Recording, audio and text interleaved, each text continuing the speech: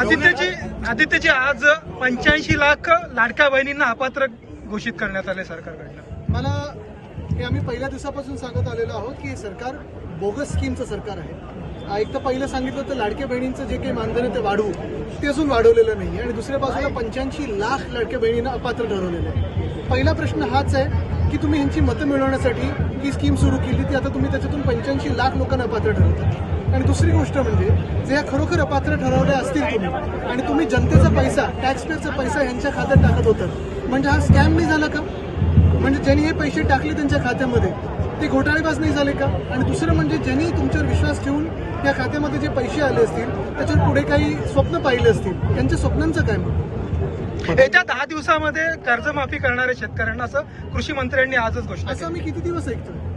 पण हे सगळे जे विषय आहेत ते सरकार फक्त घोषणा करतं, पुढे काही करत नाहीये.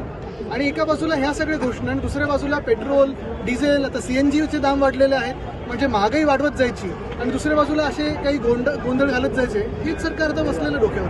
पतंजलीवरती मोठी कारवाई करण्यात आली आहे एफडीआयकडून. ठीक आहे, पण ती कारवाई असेल तर योग्यच असेल. महायुतीची जागा जी आहे रायगडची ती राष्ट्रवादीकडे गेली आहे, त्यामुळे कोकणातल्या आमदारांची बैठक ही नंदनवनवरती झाली आणि त्यामुळे उपमुख्यमंत्री एकनाथ शिंदे यांनी युती धर्म पाळावा असं देखील आमदारांना. पालकमंत्री कोण आहेत तिकडचे?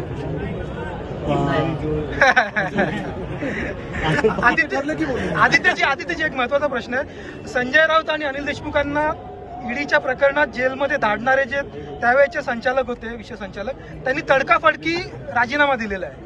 मला थोडी याच्यावर माहिती घ्यायला लागेल, पण दोन्ही म्हणजे संजय राऊतजी असतील किंवा अनिल देशमुखजी असतील यांच्यावर नंतर कोर्टाने ह्यांच्या केसेसवर आणि यांना आत टाकण्यावर काय ताशारे मारलेत हे आपण नक्की पाहावं.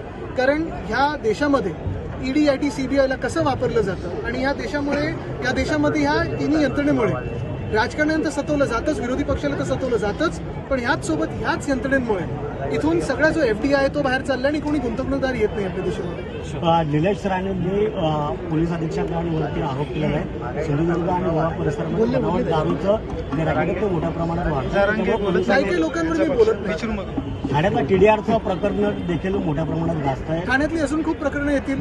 मुख्यमंत्री कालातून तुम्हाला लवकरच समजेल.